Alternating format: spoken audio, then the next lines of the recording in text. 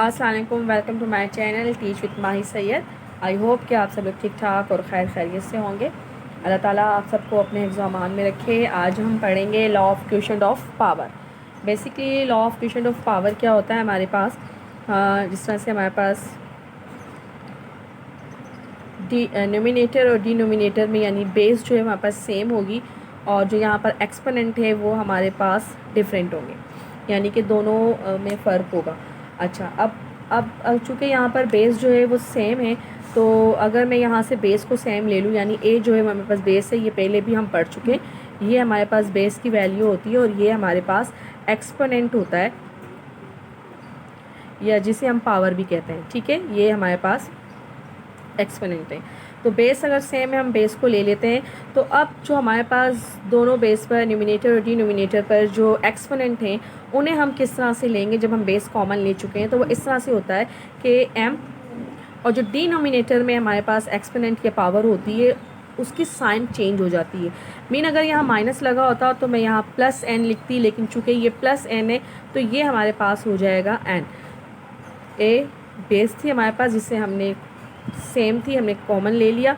उसके बाद जो एक्सपोनेंट है हमारे पास एम और एन, एम की साइन नहीं चेंज होती, यानी जो न्यूमिनेटर पर एक्सपोनेंट या पावर्स मौजूद होते हैं उनकी साइन को चेंज नहीं किया जाता, ये याद रखिएगा। जस्ट जो डिनोमिनेटर में एक्सपोनेंट या पावर होते हैं उनकी साइन चेंज हो जाती है जब हम बेस को कॉमन ले लेते हैं।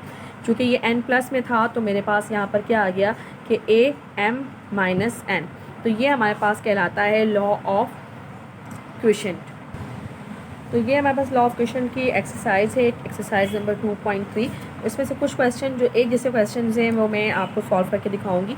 ठीक है, जैसे हम क्वेश्चन नंबर 1 यहाँ से लेते हैं। क्या है हमारे पास, स्क्वायर ब्रैकेट है, राउंड ब्रैकेट 10 की पावर, राउंड ब्रैकेट क्लोज 3, और फिर उसके बाद स्क्वायर ब्रैकेट के बाहर अगेन जो है वो पावर दी गई है 2। इसको सॉल्व किस तरह से करेंगे वो अब हम करते हैं। अच्छा, तो ये हमारा क्वेश्चन था। अब इसको सॉल्व हम किस तरह से करेंगे। चूँकि यहाँ पे डिनोमिनेटर और न्यूमिनेटर नहीं है, यानी फ्रैक्शन में क्वेश्चन नहीं है, तो हम क्या करेंगे, हम लिखेंगे सबसे पहले हम जो है ना पावर को सॉल्व करेंगे। ठीक है, 3 और 2 को मल्टीप्लाई कर लेंगे तो हमारे पास क्या आ जाएगा, 10 की पावर 6। ठीक है, अब आपने 10 को 6 टाइम्स लिखना है।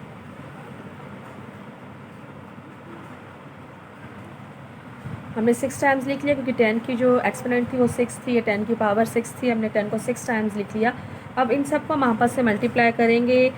मल्टीप्लाई करना इजी है, 1 है तो 1 का तो 1 ही आएगा। अब कितने ज़ीरो यहाँ पर, 1 2 3 4 5 6, तो यहाँ पर आप 6 ज़ीरो लगा दें। ठीक है, तो ये हमारे पास आ गया आंसर। अब आ जाते हैं हम क्वेश्चन नंबर 4 पर। क्वेश्चन नंबर 1 की तरह बाकी यहाँ पे क्वेश्चन नंबर 2, क्वेश्चन नंबर 3 भी करना है। क्वेश्चन नंबर 4 में इसलिए कर रही हूँ चूँकि यहाँ पर माइनस की साइन आ गई है। तो उसको करने का तरीका क्या है कि आपने अगेन सॉल्व की हेडिंग दी। अगर आपने शुरू की मेरी वीडियो देखी हो चैप्टर 2 की, तो वहाँ पर आपको मैंने समझाया था कि अगर हमारे पास बेस जो है वो माइनस में हो लेकिन बाहर जो पावर है वो इवन में हो, तो ये इवन नंबर क्या करता है, बेस की साइन को चेंज कर देता है। ठीक है, कैसे चेंज करता है वो देखें यहाँ पर। सबसे पहले तो हम क्या करेंगे, क्वेश्चन को दोबारा लिखेंगे। तो 2 2 ज़ा 4, तो स्क्वायर ब्रैकेट ख़त्म हो जाएगा, हमारे पास 2 की एक्सपोनेंट जो है वो क्या आ गई, 4 आ गई। अब 2 को हम 4 टाइम्स लिखेंगे, साथ में माइनस की साइन। अब आप क्या करोगे, -2 को 4 टाइम्स लिखेंगे तो -2 मल्टीप्लाई -2 मल्टीप्लाई -2 मल्टीप्लाई -2। अब देखें, 2 2 ज़ा 4, 4 2 ज़ा 8, 8 2 ज़ा 16, minus minus plus plus minus minus और फिर माइनस माइनस प्लस, तो ये हमारे पास आ गया आंसर। याद रखिएगा, जब भी हमारे पास पावर या एक्सपोनेंट इवन नंबर में होगी तो वो बेस की माइनस साइन को पॉजिटिव कर देती है, इसको प्लस में चेंज कर देती है। अच्छा, अब है हमारे पास क्वेश्चन नंबर 6 सॉरी, और ये फ्रैक्शन में है हमारे पास। तो जब फ्रैक्शन में आएगा तो हम क्या करेंगे, हम बेस को ले लेंगे सेम। ठीक है, पहले हमेशा क्वेश्चन लिखेंगे आप लोग और उसके बाद क्वेश्चन करेंगे।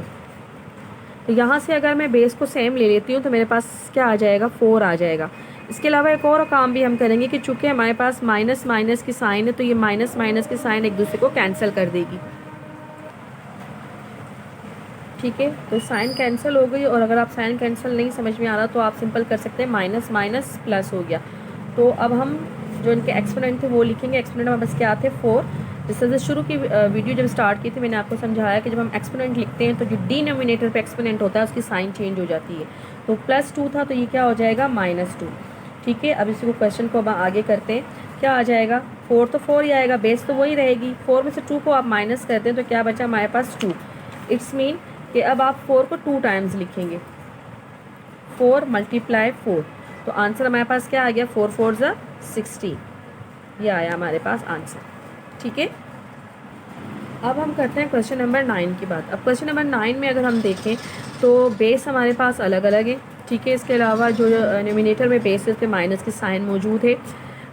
जबकि जो हमारे पास वेरिएबल्स हैं, जो हमारे पास अल्फ़ाबेट्स आते हैं, यानी कि जो नंबर के साथ की कांस्टेंट वैल्यू होती है, जैसे 21 कांस्टेंट है, उसके साथ जो अल्फ़ाबेट्स लगे थे वो वेरिएबल्स कहलाते हैं। तो अगर हम वेरिएबल्स की बात करें, यानी ये वेरिएबल क्या है हमारे पास एक्स वाई, और डिनोमिनेटर में भी एक्स वाई है। वेरिएबल सेम है हमारे पास, बेस जो है वो चेंज है। ठीक है, और वेरिएबल पर पावर्स दी गई है, यानी एक्सपोनेंट दिया गया है। ऐसे क्वेश्चन को सॉल्व करने का तरीका क्या होता है कि जैसे आपने लिखा -21 x6 y की पावर 9, इस तरह से डिनोमिनेटर में 3 है, फिर x की पावर 2 और y की पावर जो है वो 5 है।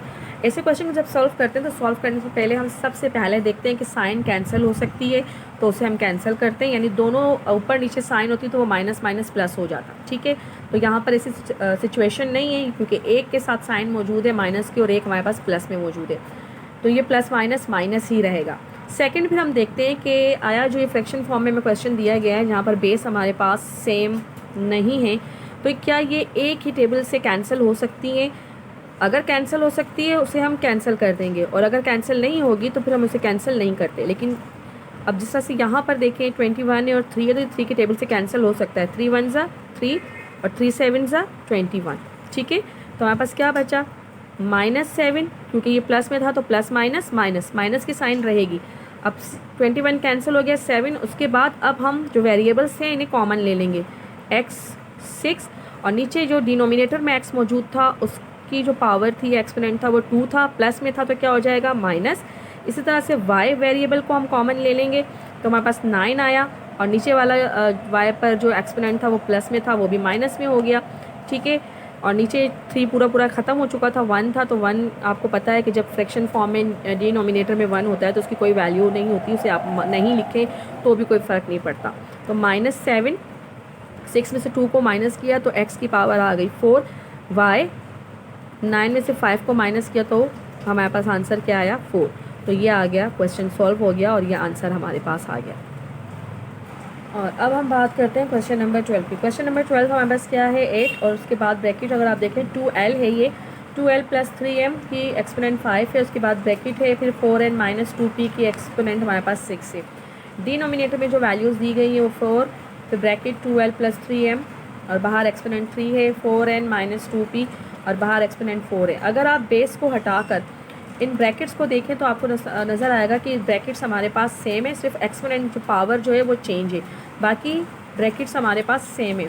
तो अगेन जिस तरह से लास्ट क्वेश्चन हमने किया था कि हम सबसे पहले बेस को देखेंगे, जब डिफरेंट बेस आ जाएं कि वो कैंसिल हो सकती है ये नहीं, तो ये कैंसिल हो सकती है। 4 1 ज़ा 4, 4 2 ज़ा 8, तो हमारे पास क्या बचा 2 बचा।